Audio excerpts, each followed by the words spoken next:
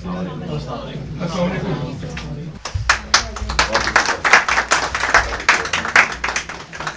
University کے ساتھ علامہ محمد اقبال کا نام نامی اور اسم گرامی اور ان کے نامور فرزند جسٹس جاوید اقبال کی محبت اور اسی روایت کی توسیع میں ان کے فرزندان منیب اقبال ہیں، ولید اقبال ہیں۔ منیب اقبال کا ہاتھ تو جسٹس صاحب خود ہمارے ہاتھ میں دے کے گئے تھے، اور اس وقت سے منیب نے ہمارا ہاتھ نہیں چھوڑا، اور اس یونیورسٹی کے ساتھ، اس شعبہ اقبالیات کے ساتھ، اور اب اس faculty of social sciences and humanity کے ساتھ ان کی جو ذہنی تعلق ہے، جو محبت ہے، تو ابھی بہت کم وقت تھا ان کے پاس، کسی سرکاری مصروفیت میں آئے تھے میری درخواست پر کہ میرے فیکلٹی ممبرز آپ سے ملنا چاہتے ہیں۔ انہوں نے اپنے باقی پروگرام مؤخر کر کے، ان کا امریکہ سے آنے والا ایک دوست بھی اس محفل میں موجود ہے، انہوں نے اس کو بھی یہیں بلا لیا کہ میرے لیے ٹیچر سے ملنا زیادہ امپورٹنٹ ہے کسی اور کام سے۔ تو اب یہ کوئی فارمل وہ نہیں ہے، منیب صاحب آپ کے سامنے ہیں، آپ منیب صاحب کے سامنے ہیں، اور اپنی جو بات چیت ہے، آپ کوئی بھی سوال، کوئی بھی جواب، اس کے بعد پھر منیب صاحب آپ سے خطاب فرمائیں۔ یہاں پہ ہی کوئی خاتون تھی، مجھے ملی تھیں، فرینچ لیڈی، کئی سال پہلے، لائک اباؤٹ آئی تھنک 2008، آپ کو یاد ہوگا شاید۔ انہوں نے علامہ صاحب کے اوپر فرینچ میں کتاب لکھی ہوئی، انہوں نے کتاب مجھے دی بھی تھی، پر وہ پتہ نہیں کہاں گئی ہے، میں پڑھ نہیں سکتا تھا۔ تو there was some French lady who came to Pakistan specially to research on Allama Iqbal صاحب۔ تو انہوں نے یہاں پہ ان پہ کوئی کتاب لکھی تھی، کلام کا اس میں ترجمہ بھی تھا، اور نثر کا بھی، ریکنسٹرکشن لیکچرز کا بھی کچھ حصہ انہوں نے ٹرانسلیٹ کیا ہوا تھا۔ نہیں، ناٹ آف ہینڈ میم، میں تلاش کر سکتا ہوں، وہ گوگل میں بھی اویلیبل ہوگی، اور ان کی لائبریری میں وہ کتاب بھی ہوگی۔ فرق صاحب نے بھی کرسی لاب دو، فرانس تو اقبال تشریف بھی لے گئے تھے نا؟ ہاں، علم میں وہ کون سے فلاسفر برگساں کو ملے تھے، کس کو ملے تھے میرا خیال ہے، جو فلسفی ہے برگسان، ان کو شاید ملے تھے، کس کو ملے تھے؟ برگسان سے ملے تھے۔ امراؤ سنگھ شیرگل علامہ صاحب کے ایک بڑے قریبی دوست تھے، آرٹسٹ۔ امرتا سنگھ شیرگل آرٹسٹ کے والد، تو he was living in Paris, he had a Hungarian wife. تو علامہ صاحب کی کافی زیادہ جو آئیکونک تصویریں ہیں وہ ادھر پیرس میں کھینچی گئی تھیں، جو وہ تھنکر پوز والی ہے especially, that was taken in Paris in Umrao Singh Shergil's apartment. He was a photographer, amateur یا ہابیسٹ کہہ لیں آپ، اس زمانے میں تو بہت یہ ایکسپینسو ہابی ہوتی ہوگی۔ تو انہوں نے وہ اکٹھی 5-6 علامہ صاحب کی تصاویر ایک ہی ایوننگ میں، ہاں جی، پیرس کی ادھر، بلکہ علامہ صاحب نے وہ نظم بھی، ایک پیرس کی قوت الاسلام مسجد تھی، پیرس کی ایک مسجد، کیا نام ہے اس کا؟ وہ تو قوت الاسلام ادھر ہے، دلی میں ہے۔ نہیں، وہ فرانس کی کوئی مسجد پہ نظم ہے ایک، پھر نیپولین کے مزار پہ، نہیں، فرانس کی مسجد میں بھی ہے۔ ہاں، راؤنڈ ٹیبل کانفرنس کے بعد after one of the round table conferences he went to Paris, اس کا میں نام آپ کو میں نکال کے دکھاؤں گا۔ قاسم یعقوب، آج پردہ عیاں کر دو۔ میں بنیادی طور پہ خواتین کے پردے کے بھی حق میں کبھی نہیں رہا، آج کل مردوں کے پردے کے حق میں ہوں۔ ہاں، تو وہ اکبر الہ آبادی نے کہا تھا، بے پردہ جو نظر آئیں چند بیبیاں، اکبر زمین میں غیرت قومی سے گڑ گیا، پوچھا جو ان سے آپ کا پردہ وہ کیا ہوا، کہنے لگیں کہ عقل پہ مردوں کی پڑ گیا، ہے نا جی؟ ٹھیک ہے نا میم صاحب؟ تو اکبر الہ آبادی صاحب بھی علامہ صاحب کے، although he was a senior، علامہ صاحب کے بڑے قریبی دوست تھے۔ تو انہوں نے ایک دفعہ لنگڑے آموں کی پیٹی علامہ صاحب کو بھیجی، تو اس پہ علامہ صاحب نے وہ ایک شعر کہا، وہ پہلا تو مجھے مسیحی آئی، پتہ نہیں کیا وہ تھا، دوسرا مصرع تھا، الہ آباد سے لنگڑا چلا لاہور تک آیا۔ پہلا مصرع کیا تھا کہ تیری مسیحائی کا، ہاں اس طرح کر کے، اجاز ہے تیری مسیحائی کا، بالکل، الہ آباد سے لنگڑا چلا لاہور تک پہنچ آیا۔ تو ایسا بھی ہوتا ہے۔ اقبال کا وہ شعر بھی یاد آ رہا ہے، ہم مشرق کے مکینوں کا دل مغرب میں جا اٹکا ہے، وہاں کنچے سب بلوری ہیں، یہاں ایک پرانا مٹکا ہے۔ یعنی ان کی جو اکبر الہ آبادی کے ساتھ ایک خاص انسیت تھی، انہیں کے رنگ میں کچھ مزاحیہ شعر بھی کہے جاؤ کہ حالانکہ وہ ایک سنجیدہ شاعر تھے، سب کا معلوم ہے فکر کے حوالے سے، لیکن ایک طبیعت میں جو ظرافت تھی وہ آج ان کے پوتے میں بھی نظر آ رہی ہے ماشاءاللہ، دل خوش ہو گیا. پڑھتے ہوئے مٹکا جب کھایا تو ادھر اشارہ کیوں کیا؟ اکبر الہ آبادی کا جو رنگ ہے وہ اتنا مشکل ہے کہ اس پر صرف علامہ اقبال جیسا آدمی ہی کوشش کر سکتا تھا کچھ تھوڑا سا اسے اپریشیٹ کرنے کے لیے لکھا انہوں نے اس رنگ کو. کوئی ہماری شاعری میں اس رنگ کو فالو نہیں کر سکا.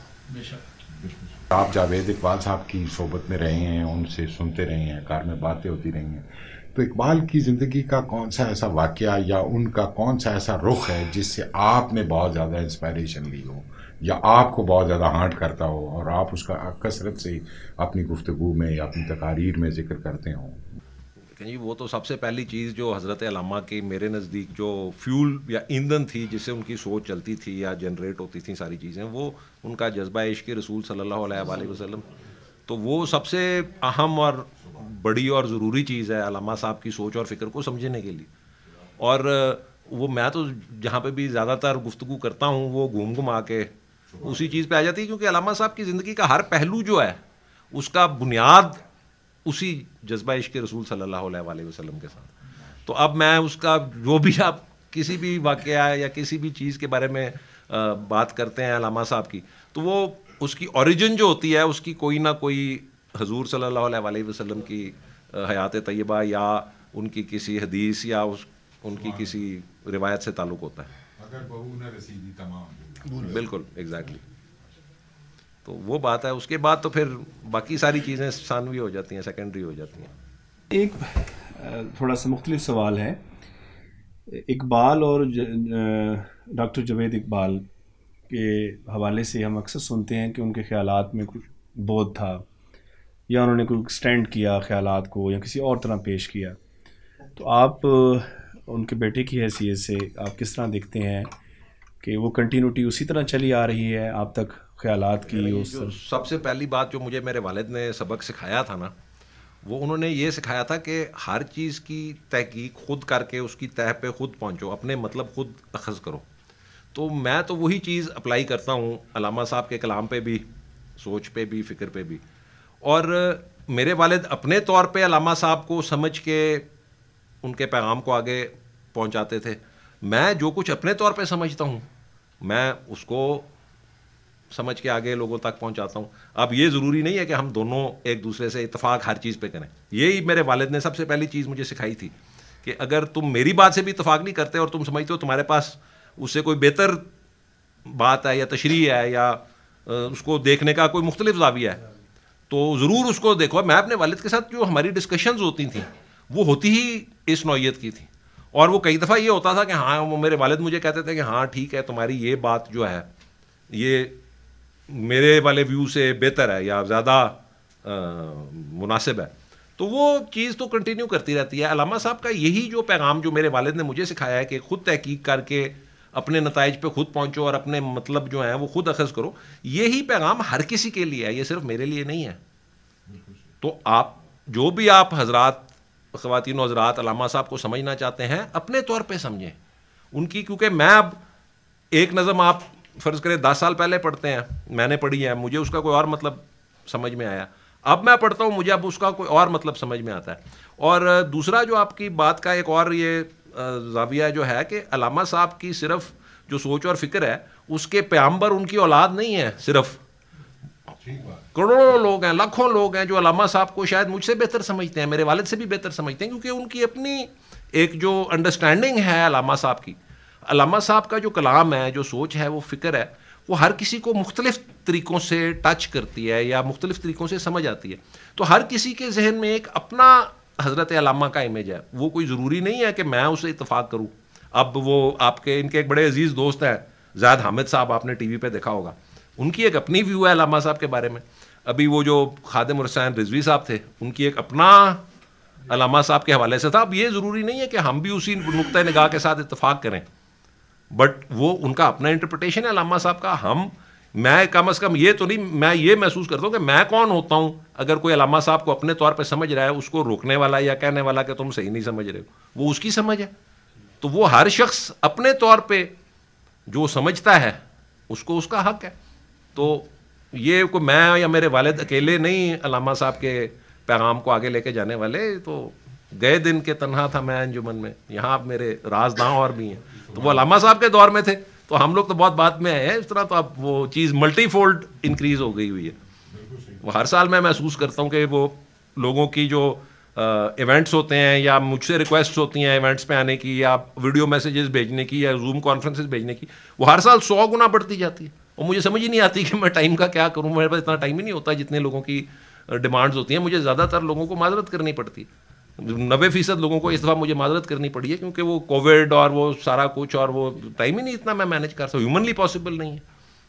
چاہے میں 100 میں میرے بھائی ہوں تو وہ بھی نہ مینیج کر سکیں. حالانکہ سب آپ لوگ میرے بہن بھائی ہو, سارے علامہ صاحب کو چاہنے والے, سمجھنے والے, ان سے محبت کرنے والے میرے لیے میرے خاندان کے فرد ہیں. میں ہمیشہ یہ پبلکلی کہتا ہوں, کوئی اس میں ڈھکی چھپی بات نہیں ہے. پر جتنے بھی لوگ ہیں پھر بھی سنبھالنا مشکل ہوتا ہے کہ لوگوں کے دلوں میں علامہ صاحب کے لیے اتنی محبت ہے, وہ جاننا چاہتے ہیں, پوچھنا چاہتے ہیں, سمجھنا چاہتے ہیں. تو ان کو ان تک سارا کچھ پہنچانے کے لیے وہ اتنا ممکن نہیں ہے ایک انسان یا 2 انسانوں یا 100 انسانوں کے لیے. تو وہ سلسلے تو چلتے رہتے ہیں, وہ چلتے رہیں گے. ہم لوگ اس دنیا میں رہیں نہ رہیں, شاید آئندہ نسلوں میں, کیونکہ علامہ صاحب کوئی گزشتہ کل کے شاعر تو نہیں تھے میرے نزدیک, آنے والے کل کے شاعر تھے, آنے والے پرسوں کے شاعر تھے. تو آگے شاید ایسی نسلیں ہیں جو کہ ان کو بہت بہتر ہم سے سمجھیں, کیونکہ جو کانسیپٹس ہیں وہ علامہ صاحب کے کچھ ایسے ہیں جو کہ ابھی تک انسان ہیومنلی نہیں سمجھ سکتا. سائنس کی ترقی ہوگی تو وہ کسی دن وہ دیکھیں گے کہ یار یہ تو علامہ صاحب نے اس چیز کی بات کی. علامہ صاحب نے جاوید نامہ ایک فارسی کی کتاب ہے, اس میں کئی ایسی چیزوں کا ذکر کیا ہوا ہے جو کہ اس زمانے میں سوچا بھی نہیں جا سکتا تھا. اب وہ چیزیں میڈیکلی ایک طرح سے روزمرہ کی چیز روٹین بن گئی ہوئی. تو وہ اس طرح کی کانسیپٹس ہیں, تو وہ چیزیں تو سلسلے جاری رہتے ہیں ہمیشہ. دیر از نو اینڈ ٹو دیم. بہت اچھا. اچھا, ایک وہ پچھلے دنوں کو بڑی بحث چلتی رہی آڈیو کے حوالے سے علامہ جعلی ہے کہنا ساری. میں نے بھی اس میں ویڈیو ایک دن چلائی, وہ وائرل ہو گئی, پتہ نہیں کتنے اس کے ملین ویوز آ گئے. وہ 3-4 سال پہلے سے زیادہ خطرناک تو وہ اشعار ہیں جو اقبال سے منسوب کر کے آپ کرتے ہیں. نہیں, پر یہ جو آخری والا ہے نا, یہ جو ابھی وہ چل رہا ہے آج کل جو آڈیو ہے, وہ علامہ صاحب کا کلام ہی نہیں ہے. وہ کوئی ساؤتھ انڈین شاعر ہے تامل ناڈو کا, وہ اپنی نظم پڑھ رہا ہے, اس کی اپنی نظم پڑھنے کی ویڈیو ہے. اس پہ علامہ صاحب کی تصویریں لگا کے سلائیڈ شو لگا کے پیچھے وہ آواز یہ کلامہ اقبال ہے. پہلے جو نکلی تھی وہ کم از کم شکوہ کے اشعار تھے, جو کوئی اور پڑھ رہا تھا. یہ آپ کو پتہ ہے نا, یہ یوٹیوب پہ مونیٹائزیشن ہوتی ہے. وہ کسی بندے نے کہا کہ یار میں علامہ صاحب کی آواز بنا کے چلا دیتا ہوں, اس کی چل گئی, وائرل ہو گئی. اچھا, مجھے پتہ چلا, میں نے ایسے ہی نا بیٹھے بیٹھے امی کے ساتھ ایک دن میں نے ایک ویڈیو چلا دی. میں کہا کوئی نہیں ہے گیا اپنے اسٹائل میں, ذرا کھلے ڈلے اسٹائل میں. وہ اتنی وائرل ہوئی کہ وہ جو علامہ صاحب کی آواز والی ویڈیو تھی اس سے بھی زیادہ وائرل ہو گئی. تو ساروں کو پتہ لگ گیا کہ یہ جعلی ہے. تو اب یہ دوبارہ نکل آیا, یا شوشا نیا کسی نے چھوڑ دیا. یہ اصل میں اور یہ جو انہوں نے کہا ہے کہ وہ جعلی شعر علامہ صاحب سے منسوب کرنا, یہ ساری ایک مجھے میرے نزدیک تو ایک طرح سے سوچی سمجھی سازش ہے علامہ صاحب کو لوگوں کی نظر میں گرانے کی. کہ جی آتے ماٹھا جا شعر ہے گایا ہے, دیکھو علامہ صاحب نے تہو جی شاعری بھی کی ہوئی. یہ مطلب ہے, سوری میں پنجابی میں آ جاتا ہوں بیچ میں, تو کہ علامہ صاحب نے اس طرح کی شاعری بھی کی ہوئی ہے. یا یہ دیکھیں یہ جو نظم اپنی پڑھ رہے ہیں یہ کس طرح کی آواز ہے. وہ اس طرح کی چیزیں وہ لوگ اس کو ایک طرح سے علامہ صاحب کو نیچا دکھانے کی کوشش کرتے ہیں, جو کہ کامیاب نہیں ہوتے. اب تو اتنے لوگوں کو سمجھ آ گئی ہے. مجھے کل انڈیا سے کسی کا میسج آیا کہ جی یہاں پہ لوگ جو ہیں وہ اس طرح یہ غلط طور پہ منسوب شعر پڑھتے ہیں. میں کہا جی پاکستان میں بھی پڑھتے ہیں, ہم نے تو یہاں پہ مہم چلائی ہے, آپ بھی مہم چلائیں ان کے خلاف. تو وہ لوگوں کو اب اویئرنیس ہو گئی ہے. وہ ایک جو ابھی تک یہ مجھے حیرت ہوتی ہے, وہ ایک شعر ہے وہ تندی باد مخالف سے نہ گھبرایا عقاب, وہ لوگ سمجھتے ہیں علامہ صاحب کا. تو میں نے ان کو یہ بتاتا ہوں, پر اس میں عقاب ہے نا, علامہ صاحب کی زیادہ تر شاعری میں شاہین ہے. عقاب کا ہے, عقابی روح جب بیدار ہوتی ہے جوانوں میں, بٹ اس میں بھی پھر آخر پہ وہ آ کے شاہین پہ بات وہ ختم کرتے ہیں. تو شاہین ہے بسیرا کر پہاڑوں کی چٹانوں میں, وہ سارے پاکستانوں پر پڑھ دیتا ہے, جو کہ درست نہیں ہے. وہ شعر ہی اس کا میں والی وہ ہے اس کی. تو اس طرح چلتا رہتا ہے. ہم اپنی ایک تصدیق کے لیے سارے بیٹھے ہوئے ہیں. اقبال کی اپنی آواز میں آپ کے پاس ریکارڈنگ ہے فیملی؟ کسی کے پاس بھی نہیں ہے. میں تو ہمیشہ میں نے کہہ چکا ہوں کئی دفعہ. تو وہ یہ جو شعر ہے وہ یہ والا تندی باد مخالف سے نہ گھبرایا عقاب, اس کا جو مین انگریڈینٹ ہے نا, علامہ صاحب کا جو شاہین ہے یا عقاب ہے وہ کبھی گھبرایا نہیں کرتا. تو یہ تو پڑھنے سے ہی پتہ لگ جاتا ہے کہ علامہ صاحب کا نہیں ہے. ایک میرے جاننے والے تھے فیس بک کے اوپر, ان کے والد میرے والد کے جاننے والے تھے, وہ ٹی وی میں پروڈیوسر ہوتے تھے. ان کا مجھے فیس بک پہ میسج آیا کہ سر میں نے آپ سے کوئی ضروری بات کرنی ہے. میں کہا اچھا بتاؤ, کہ جی اپنا واٹس ایپ اپنا نمبر مجھے بھیج دیں. میں نے اپنا فون نمبر بھیج دیا اس کو. اسکول میں HSN کالج میں مجھ سے جونیئر تھا وہ لڑکا, اس نے مجھے فون کیا بڑا گھبرایا ہوا کہ سر میں نے سنا ہے یہ تندی باد مخالف والا شعر علامہ صاحب کا ہے ہی نہیں. میں کہ یار نہیں ہے گا, علامہ صاحب کا شعر علامہ صاحب کا شاہین گھبراتا ہی نہیں ہے. اچھا. وہ اتنا بیچارہ دل برداشتہ ہوا کہ اس کے بعد آج تک اس نے نہ مجھے کبھی میسج کا جواب دیا, نہ اس نے مجھے فون اٹھایا کبھی, نہ میرے کسی پیغام کا جواب دیا. حالانکہ اس کا ریسٹورینٹ ہے لاہور میں کھانا منگوانا چاہتا ہوں, کھانے کا بھی جواب نہیں دیتا. کہتا ہے یار تو میرا دل ہی توڑ دیتا. اب میں اس کو کیا کہوں, ایسے لوگوں کو میں کیا کہوں. اقبال کا ایک دریچہ بند کر دیا. پر آپ یہ دیکھیں ایسے بھی لوگ ہوتے ہیں. تو اگر اقبال فرض کیجئے کہ حیات رہتے مزید 10-12 سال, تو کیا وہ خود بھی اپنی انٹرپریٹیشن کرتے, تبدیلی لاتے, یا ہماری تفہیم میں ہوتی کہ مثلا پین اسلامزم ہے تو کیا موقف رہا, جاوید صاحب اقبال صاحب کا کیا موقف رہا, اور اسی طرح نیشنلزم کے بارے میں جس نیشنلزم کے خلاف اقبال نے بات کی تو کیا ہم خود اسی کا شکار تو نہیں ہو گئے؟ وہ اور طرح کی نیشنلزم تھی, ہم اور طرح کی نیشنلزم. ہم علامہ صاحب کا جو مین نیشنلزم کا جو سارا پروسیس تھا وہ تھی nationalism on the basis of religion. ایک ہوتی ہے nationalism on the basis of region, nationalism on the basis کہ جی آپ پشتو سپیکنگ ہیں پختونستان بنا لیں.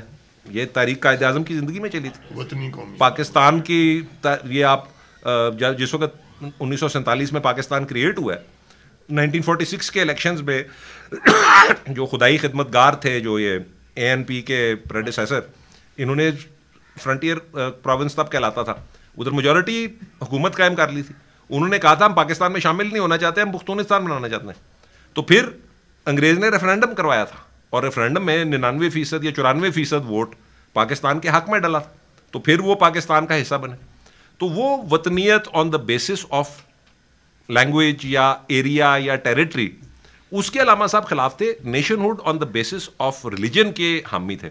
اب اس کا ایک تناظر ہے جو کہ آج کل بہت لوگ اگنور کرتے ہیں, پر وہ تناظر علامہ صاحب کی شاعری کا جو سب سے ایک دلچسپ یا مزیدار پہلو ہے کہ وہ شاعری جس تناظر میں بھی کی گئی ہو وہ آنے والے تمام تناظروں میں بھی فٹ ہو جاتی ہے, ایگزیکٹ فٹ جس کو کہتے ہیں.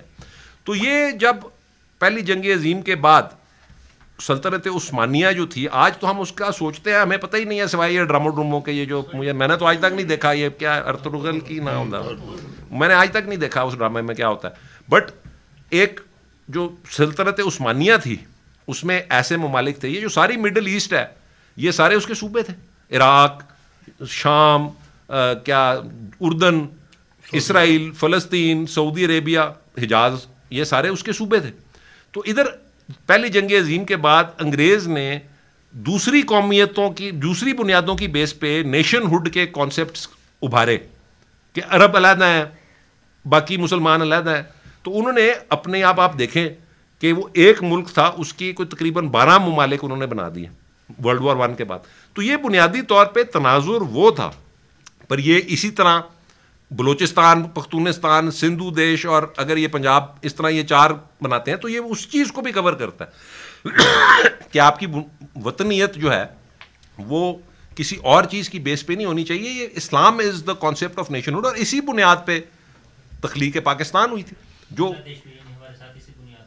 بنگلہ دیش بھی اسی بنیاد پہ تھا, اور اوریجنلی جو کانسیپٹس تھے وہ اسٹیٹ اور اسٹیٹس کے تھے کہ ایک ریاست نہیں تو 2 ریاستیں بھی ہو سکتی ہیں مسلمانوں کی, کیونکہ کانسنٹریشن ان کی 2 زاویوں میں تھی. وہ ایسٹ پاکستانیز تھے یا بنگالی تھے جو ہمارے ساتھ شامل ہونا چاہتے تھے. اصل جو تحریک پاکستان تھی, اب مسلم لیگ کی جو بنیاد تھی وہ تو رکھی ہی ایسٹ پاکستان میں گئی تھی. ایسٹ پاکستان کی جو ایک اور دلچسپ پہلو ہے وہ یہ ہے کہ ایسٹ پاکستان آپ سے 100 سال پہلے انگریز کے قبضے میں آیا تھا, آپ ایک 100 سال کے بعد آئے تھے. وہ 1757 میں بیٹل آف پلاسی کے بعد, آپ میں سے جو تاریخ کے بھی پروفیسر ہوں گے یقیناً, بیٹل آف پلاسی کے بعد بنگال انگریز کی عملداری میں آ گیا تھا. پنجاب 1849 میں آیا, تقریباً 92 سال کا فرق ہے. تو آپ کی پالیٹکس جو تھی وہ ساری جاگیردار کنٹرول کرتے تھے. بنگال کی جو پالیٹکس تھی وہ انڈیویجولز, عام لوگ ابھر کے, مجیب الرحمان کیا تھا, اسٹوڈنٹ لیڈر تھا, یہ سارے لوگ جو تھے ان کی اویئرنیس بہت زیادہ تھی, وہ اپنا اچھا برا سمجھتے تھے. یہاں پر جاگیرداروں کی عملداری تھی. یہاں پر زیادہ تر جو جاگیردار مسلم لیگ میں شامل ہوئے تھے وہ تب ہوئے تھے جب کانگریس نے کہا تھا کہ جی ہم لینڈ ریفارمز لے آئیں گے, ہم یہ جاگیریں توڑ دیں گے, تب وہ آئے تھے مسلم لیگ کے ساتھ. پر عوام جو تھی وہ علامہ صاحب کے دور سے یا قائد اعظم کی تحریک سے مسلم لیگ کے ساتھ ہو گئی تھی, بٹ عملداری جو تھی ان علاقوں میں وہ انہی لوگوں کی رہتی تھی, جاگیرداروں. اور East Pakistan was the major force. آپ اگر پرانے ڈبیٹس پڑھیں, میں پڑھ رہا تھا یہ کانسٹیٹیوشنل ڈبیٹس, جناب لیاقت علی خان جو تھے شہید ملت پاکستان کے پہلے وزیر اعظم, he was elected from Bengal. اتنی مسلم لیگ وہاں پہ اسٹرانگ تھی کہ وہ ویسٹ پاکستان کے کینڈیڈیٹس کو, یا تب پنجاب تھا, انڈیا تھا, انڈیا کے کینڈیڈیٹ پنجاب کے کینڈیڈیٹس کو بنگال سے جتواتے رہے ہیں مسلم لیگ کے ٹکٹ کے اوپر. اگر آپ تحریک پاکستان کو یا انڈیا کی جو تحریک آزادی تھی اس کو اگر آپ غور سے پڑھیں تو آپ کو یہ سمجھ آتی ہے کہ علامہ صاحب کا جو خطبہ الہ آباد تھا اس کی اہمیت کیا تھی. اگر علامہ صاحب وہ خطبہ الہ آباد میں دو قومی نظریے کی بنیاد پہ علیحدہ ریاست کا تصور پیش کیا اور انہوں نے مطالبات دونوں چیزیں کی ہوئی ہیں, اور کیا ہوا ہے ساتھ یہ بھی کہا ہوا ہے کہ ود ان انڈیا اور وداؤٹ انڈیا, کہ انڈیا کے اندر ہمیں علیحدہ کر دو یا انڈیا سے باہر علیحدہ ریاست بنانے دو. اگر علامہ صاحب وہ خطبہ الہ آباد نہ دیتے یا وہ ایشو ریز نہ کرتے تو غالباً 1937 میں جو انگریز نے یہاں پہ ایڈالٹ فرنچائز کی بیس پہ الیکشن کروائے تھے, انہی الیکشنز کی بیس پہ 1939 یا 1940 میں انڈیا آزاد ہو جاتا. پر اسلامی ریاست کبھی تصور, یہ پاکستان کبھی معرض وجود میں نہ آ سکتا. وہ آپ کبھی اس تاریخ کے پہلو کو ہم سمجھتے ہی نہیں ہیں کہ انگریز کی پالیسیز کیا تھیں, کانگریس کا کیا کردار تھا. میرے نزدیک تو انڈیا کی فریڈم موومنٹ کوئی فریڈم موومنٹ تھی ہی نہیں. انگریز نے 1857 کے بعد اعلان کر دیا تھا کہ آہستہ آہستہ جمہوری عمل کے ذریعے ہم آپ کو سیلف گورنمنٹ دے دیں گے, اس کے بعد آپ نے جو مرضی کرنا ہے کریں. آپ پڑھیں تاریخ, 1930 کی جو راؤنڈ ٹیبل کانفرنس تھی اس کا ریزن ہی یہ تھا کہ آپ جو فائنل پرابلمز ہیں آپس میں ورک آؤٹ کر لیں. وہ مسلمانوں کو کہتے تھے آپ کی 25% ووٹ ہے, ہم آپ کو 1/3 سیٹس دے دیں گے, آپ آزاد ہو جائیں, آپ جو مرضی کرتے رہیں. نہیں, یہ جو اس سے پہلے 1930 کا وہ جو راؤنڈ ٹیبل کانفرنس کی رداد ہے, رداد پڑھ لیں, اس کی ساری پروسیڈنگز پبلش ہے. پرائم منسٹر کی اسپیچ ہے کہ we are progressing toward self rule, this conference has been called just to determine if the progress is going according to our plans. اور اس وقت قائد اعظم محمد علی جناح, تب علامہ صاحب کی ان سے ملاقات نہیں ہوئی تھی, قائد اعظم کی تقریر ہے کہ جی بہت سیٹسفیکٹری پروسیس ہو رہی ہے, انشاءاللہ سیلف رول کی طرف ہم گامزن ہیں. اس میں وزیر اعظم نے تقریر ہی یہ کی ہوئی ہے کہ ہم نے آپ کو وعدہ کیا تھا کہ ہم آپ کو سیلف رول دے دیں گے, اب ہم فائنلی فارمولیٹ کرنا چاہتے ہیں کہ وہ سیلف رول جو آپ کو دے رہے ہیں ان کے لیے آپ کے کیا ڈیمانڈز ہیں. ان ڈیمانڈز کے لیے بلایا گیا تھا 1930 میں جو ڈیلیگیشنز تھیں. علامہ صاحب نے انڈیا میں وہ خطبہ الہ آباد کر دیا جو کہ اس زمانے میں ایک بہت انہونی چیز تھی. یہ تو اسی طرح ہے جس طرح آج کوئی ضلع گجرانوالہ اٹھ کے کہے کہ جی ہم پلوانوں کا شہر ہے, ہمیں علیحدہ ریاست بنا دو. تو یہ actually it is like that. تو یہ علامہ صاحب کا جو وہ کانسیپٹ آف خطبہ الہ آباد ہے, اس کے بعد بہت سے لوگوں نے اس طرح کے کانسیپٹ اسکیمز بنائی. پاکستان اسکیم بنائی, چودھری رحمت علی نے, ایک وہ علی گڑھ والے تھے انہوں نے کوئی علی گڑھ اسکیم بنا دی, کسی اور نے کوئی اسکیم بنا دی. پر بنیاد علیحدہ ریاست کی جو سوچ کی تھی, آئیڈیا جو تھا وہ تھا ہی خطبہ الہ آباد. اور اگر وہ پروسیس علامہ صاحب تب نہ شروع کرتے, دوسری راؤنڈ ٹیبل کانفرنس میں ان کو بلایا گیا تھا, پہلی راؤنڈ ٹیبل کانفرنس میں نہیں بلایا گیا تھا, دوسری راؤنڈ ٹیبل کانفرنس میں ان کو بلایا گیا تھا, انڈین پولیٹیکل لیڈرز کو بلایا گیا تھا, قائد اعظم کو نہیں بلایا گیا تھا. پر علامہ اقبال اس وزٹ پہ, راؤنڈ ٹیبل کانفرنس پہ گئے ہی قائد اعظم کو ملنے کے لیے تھے, اور انہوں نے اس میٹنگ میں, ان ملاقاتوں میں قائد اعظم کو قائل کیا کہ آپ آ کے قیادت سنبھالیں. اگر وہ پروسیس آپ کا نہ ہوتا تو 1937, 38, 39 میں انڈیا کو آزادی مل جاتی. انڈیا کی جو ساری آزادی کی تحریک ہے وہ یہی ہے کہ جلدی سے جلدی ہماری جان چھوڑو اور جاؤ, سیلف رول دو میں. یہ علیحدہ ریاست کا کانسیپٹ جو ہے یہ اتنا بڑا مارکا اور معجزہ تھا جو قائد اعظم نے حاصل کیا علامہ صاحب کی اس سوچ اور فکر کی بنیاد پہ, کہ آپ اس چیز کو امیجن نہیں کر سکتے. آج ہم سوچتے ہیں کہ یہ انگریز پاگل تھا کہ وہ آپ کو آزادی دے رہا تھا, حالانکہ انگریز کی 1857 کے بعد ساری پروسیس ہی یہ تھی. 1857 میں پہلی دفعہ 1858 میں after the war of independence India came directly under the British crown. اس سے پہلے آپ کمپنی کے ذریعے حکومت ہوتی تھی آپ کے اوپر. جب آپ کو وہ لے کے آیا کراؤن کے نیچے, انہوں نے اپنی پارلیمنٹ کے ذریعے اپنا نظام انٹروڈیوس کیا. آج آپ یہاں پہ جا کے لوگوں کو کہیں کہ یہ انڈیا کو تو انگریز خود آزاد کرنا چاہتا تھا, وہ آپ کو شکل دیکھ کے ہنسیں گے, یار تھوڑا دماغ خراب. کیونکہ but this is the truth. میرے پاس ابھی میں کوئی 2 مہینے پہلے قائد اعظم کے حوالے سے کوئی ریسرچ کر رہا تھا تو میں نے راؤنڈ ٹیبل کانفرنس کی جو پہلی راؤنڈ ٹیبل کانفرنس کی روداد ہے میرے والد کی لائبریری میں موجود تھی. میرے والد نے سردار عبدالرب رشتر کی لائبریری کسی زمانے میں پرچیز کی تھی, لا لائبریری, اس میں یہ ساری کتابیں موجود ہیں. راؤنڈ ٹیبل کانفرنس کی روداد بھی موجود ہے, کانسٹیٹیوشنل اسمبلی آف پاکستان جو پہلی تھی 1947 میں, اس کے ڈبیٹس موجود ہیں, وہ سارے میں نے پڑھے ہیں پچھلے کچھ مہینوں میں. تو مجھے اس سے اندازہ یہ ہوتا ہے کہ وہ سیلف رول ہو جاتا, انڈیا کو مل جاتا, کانگریس پارٹی کو حکومت مل جاتی, اقتدار مل جاتا ہے ایک دفعہ انڈین سب کانٹیننٹ میں, آپ 1000 سال جنگ لڑتے رہتے ہیں, پاکستان نہ بن سکتے. وہ خطبہ الہ آباد وہ چیز تھی. اب اس کے آج اب کہتے ہیں کہ جی خطبہ الہ آباد کی کیا ریلیونس تھی, اس کا تو کوئی تھا ہی نہیں کانسیپٹ, آپ سمجھتے ہی نہیں ہے تاریخ کیا تھی آپ کے ملک کی. اور یہی 5th جنریشن وارفیئر کا سب سے خطرناک اور مہلک یہ جو ہے طریقہ ہے کہ آپ اپنے لوگوں کو اپنی تاریخ اور اپنی اصلیت سے دور کر دیں, تاکہ آپ ایک پوائنٹ پہ آگے کہیں کہ جی پاکستان نعوذ باللہ بنا ہی غلط تھا, ہمیں واپس انڈیا کے پاس چلا جانا چاہیے. یہ یہاں کی سوچ اور فکر کی ڈیولپمنٹ ہے جو میں محسوس کرتا ہوں, جو کہ بالکل غلط زاویوں میں ہم جا رہے ہیں. علامہ صاحب کو جب آپ اس اینگل سے اگر آپ پڑھیں, کبھی جتنے بھی علامہ صاحب نے جو جمہوریت کے خلاف باتیں کی ہوئی ہیں, جو یہ لوگ کہتے ہیں جو ہوتے ہیں جمہوریت کے خلاف صاحب, وہ ساری جمہوریت ریلیٹڈ جو اشعار ہے ان میں آزادی کا ذکر ہے. اور ان کا یہ تو سمجھتا ہے یہ آزادی کی ہے نیلم پری, کیے گا مصرا خضر کا جو ہے, یا وہ ایک ہے اٹھا کے پھینک دو باہر گلی میں, نئی تہذیب کے انڈے ہیں گندے, الیکشن کونسلری ممبر صدارت کیے گا, نئے ڈھونڈے ہیں آزادی کے پھندے, کہ تم سمجھتے ہیں تمہیں آزادی اس ڈیموکریٹک پروسیس کے ذریعے ملے گی جو انگریز لا رہا ہے. یہ تو تمہاری اس سے بھی بڑی غلامی ہوگی, کیونکہ تم ساری عمر لڑتے رہو گے, تم کبھی جمہوریت میں وہ نہیں حاصل کر سکو گے میجورٹی. اب یہ مولانا حضرات سے آپ بات کریں, وہ اس کے ایسے ایسے لغو مطلب نکالتے ہیں جو کہ علامہ صاحب کی سوچ میں بھی کبھی نہیں ہو سکتے.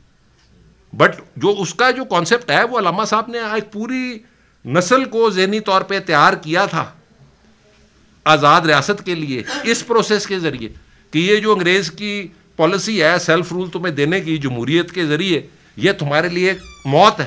اور وہ ہوتی موت, اگر انڈین سب کانٹیننٹ آزاد ہو جاتا اور علیحدہ مسلم ریاست نہ بنتی تو آج پورے پاکستان کا وہ حال ہوتا ہے جو مقبوضہ کشمیر کا. تو ان کانسیپٹس کو سمجھنے کی سب سے زیادہ ضرورت ہے میرے نزدیک. الیکشن ممبری کونسل صدارت بنائے خوب آزرین پھندے, آزادی کے پھندے, آزادی کے پھندے, دور والی اینک پائی ہوئی ہے, میاں نجار بھی چھیلے گئے ساتھ, نہایت تیز یورپ کے رندے. تو یہ آپ دیکھ لینا, یہ الیکشن کونسلری ممبر صدارت یہ جو ہے یہ ساری اس ڈیموکریٹک, یہی تو ساری چیز ہے. یہ جو علامہ صاحب کی شاعری میں یہ پروسیس ہے, اس کو آج تک میرے نزدیک کوئی اقبال اسکالر نہیں پراپرلی سمجھ سکا. وہ یہ کہتے ہیں یہ علامہ صاحب تھے ہی جمہوریت کے خلاف, حالانکہ یہ تاریخ کے تناظر میں آپ دیکھیں تو اس کا مطلب یہ سارا نکلتا ہے. سیلف رول کے تناظر میں دیکھیں, علامہ صاحب وہ یہ پوری جنریشن کو سمجھا گئے, اس وقت لوگوں کو سمجھ آ گئی, آج لوگوں کو اس چیز کی سمجھ ہی نہیں آتی, حالانکہ وہی تناظر ہے. اگر آج تمام اسلامی ممالک متحد ہو جائیں تو کوئی بھی یہ جو خاکے واقع یہ اس طرح کی بلاسفیمس چیزیں توہین رسالت کرتے ہیں, یہ ان کی جرت نہ ہو سکے. یہی تو انہوں نے کیا ہے, انگریز نے یا یورپین پاورز نے پہلی جنگ عظیم کے بعد یہی تو کیا ہے. اسلام کے جو سلطنت تھی اس کے ٹکڑے ٹکڑے کر دی. جو جہاں پہ بھی مسلمان تھے ان کو ایک طرح سے ذہنی طور پہ انسلیو کر لیا ہے آزادی دے کے, کہ جی ہم تمہیں جمہوریت کے ذریعے, تم عرب ہو, تم فلانے قبیلوں کے ہو, تم نجد کے بادشاہ ہو, تم سعودی عرب کو ٹیک اوور کر لو. تم پہلے تو انہوں نے خیر شریف آف مکہ کو بھڑکایا ترکوں کے خلاف, پھر جب وہ آگے سعود فیملی ملیٹرلی اسٹرانگ تھی ان کے ساتھ رل گئے انگریز نے تو یہی پالیسی اختیار کی. ترک جو سلطنت تھی اس کا نقشہ لے کے فرانس اور انگلستان نے حصے بانٹ لیے تھے باقاعدہ, کہ یہ حصے تمہارے ہیں. یہ جو دمشق وغیرہ ہے, عراق ہے, یہ ان کے نیچے آ گیا تھا, فرانس کے نیچے, فرانس پروٹیکٹریٹ بن گئی تھی. ایک وہ بندہ تھا شریف آف مکے کا بیٹا, اس کو انہوں نے اٹھا کے سیریا کا بادشاہ بنا دیا. اس سیرینز نے اس کو نکال دیا, بغاوت کر دی. انہوں نے اس کو جو بادشاہ معزول ہو چکا ہے اس کو اٹھا کے عراق کا بادشاہ بنا دی. اسی بادشاہ فیصل تھا اس کا نام, فیصل خود بادشاہ بنا رہا, جب وہ فوت ہو گیا اس کا بیٹا بادشاہ بنا, اس کو عراق نے ریولوشن کر کے قتل کر دیا, سڑکوں پہ اس کی لاش گھسیٹی گئی. دوسرا جو بیٹا تھا شریف آف مکہ کا عبداللہ, وہ آ گیا کہ جی مجھے بھی کوئی بادشاہ دو. ونسٹن چرچل نے دوپہر کو بیٹھے بیٹھے نقشے پہ ایک لکیر کھینچی, اردن کی ریاست بنائی. کیا ہے تیری, آج تک وہ خاندان اس پہ حکمران نہیں کرتا. یہ آپ کا کیا خیال ہے کہاں سے نکلی ہیں یہ ریاستیں؟ یہ ساری اسی طرح بنی ہے. یہ وہی قومیت ہے جس کو علامہ صاحب نے آپ کے لیے زہر قرار دیا ہے. اگر وہ مسلمان ہم سب اکٹھے متحد ہو کے ویسٹ کا مقابلہ کریں تو آج بھی ویسٹ ہمارے سامنے کچھ نہیں ہے. ہم کنٹرول کر سکتے ہیں ساری دنیا کو, پر یہ افسوس ہے کہ ان کی پالیسی کچھ اور ہے. جن کے پاس تیل ہے ان کی پالیسیز کچھ اور ہیں. ہم جو لوگ جن کے پاس ایٹم بم ہے ہماری پالیسیز کچھ اور ہیں. اور جن کے پاس مسلمان ممالک ایسے بھی ہیں جن کے پاس کچھ بھی نہیں ہے, وہاں کی پالیسیز بالکل ہی کچھ اور ہیں. وہاں پہ جو بھی اس طرح کوئی جعلی مذہب بنا کے چلا جاتا ہے سارے اس کے پیروکار ہو جاتے ہیں کیونکہ ان کو پیسے ملتے ہیں. تو وہ جو اسلام کی پراپر انٹرپریٹیشن ہے, اگر یہ مسلمان حکمران اس کو اس طرح فالو کرے جس طرح حضور صلی اللہ علیہ وآلہ وسلم چاہتے تھے, اور جس طرح علامہ صاحب نے اپنے کلام میں وہ اسلام اتحاد بین المسلمین کی بات کی ہوئی ہے, اگر وہ ہم کر سکیں کبھی اچیو, جو کہ مجھے ابھی ہوتا ہوا نظر نہیں آ رہا پر امید پہ دنیا قائم ہے, اگر وہ ہم کبھی اچیو کر سکیں تو دنیا کی سب سے بڑی طاقت ہم بن سکتے ہیں. جو آج اسلام سے منحرف ہوتے ہیں اپنی غربت کی وجہ سے, اور وہاں پہ آپ دیکھتے ہیں کہ وہاں پہ لوگوں کے پاس اربوں روپے اربوں کے پاس, اور وہ عیاشیوں پہ صرف کر رہے ہیں. وہی پیسے اگر غریب مسلمانوں کے لیے مختص کیے جائیں تو اسلام کی دنیا بہت ترقی کر سکتی ہے. یہ تو مجھے افسوس ہے کہ ہمارے مسلمان آپس میں اس طرح بکھرے ہوئے. یہ ہمیشہ سے نہیں تھا پر یہ ہو گیا. Keeping in view your political and international relations background, آج کے اس globalized world کے اندر sir, where you see that women of Pakistan are standing?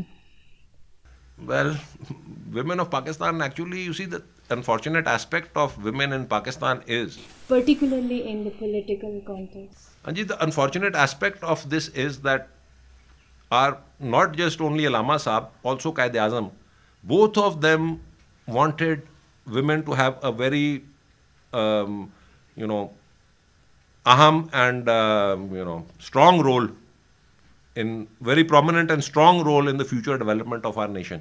But sir, ابھی تو ہم پولیٹیکلی بڑی دنیا کے ساتھ لنکڈ ہیں, آئسولیشن میں آپ رہ نہیں سکتے ہو. تو اس سینیریو میں ابھی ہمارے پارلیمنٹ کے اندر بہت سارے لائک لیبلڈ تو ہیں خواتین کافی سارے, بٹ آپ کا کیا پوائنٹ آف ویو ہے؟ I was just about to come to that. You see, unfortunate aspect of this is that these are women who are elected on women's seats. Our political system should be developed to the extent that women can get elected directly on their own. You see, this women's reserved seats is basically a negation of democracy and principles of equality. It is reverse discrimination. Then there should be reserved seats for men also. It's reverse discrimination. Just because, a party wins so many percentage of the seats, they get women seats. اور وہ زیادہ تر women seats are taken by wives and relatives of prominent parliamentarians who can't make it to parliament, who have not been able to make it to parliament otherwise. So it is not just the general society, it is even our political leadership who wants that the role of women should be suppressed, to be kept as their, subservient to their desire or their needs. So they bring their own women instead of bringing real women's right activists who can develop the situation of women in Pakistan. Instead they... How can we change this scenario? Well, the first thing is awareness. The second thing is that, you see, basically we are a conservative Islamic society. In the last at least 30 to 40 years, I'm going to be, I'm in my mid-50s, I can say. So in the last, when I was 15 or 20 years old, women did not have such a prominent role in our society. Now, a lot of those things have changed. Through education for women has developed to a very large extent, especially in the last 20 to 25 years. In another 10 to 15 years, if this progress continues, I think women's development is going to go upwards. But I would also say that this whole process of using democracy and the parliament to keep women in a subservient role by giving them reserved seats, this is not really correct.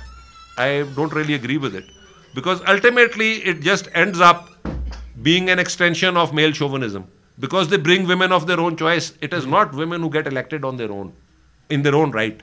Now, there were people like Mohtarma Benazir Bhutto. There were people, many other women also, who win elections from rural constituencies.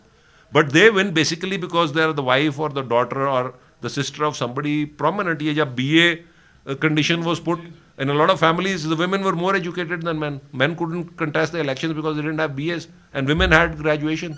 So they contested those family seats and they won. But we need to bring women to that, our society to that point that women on their own can get elected.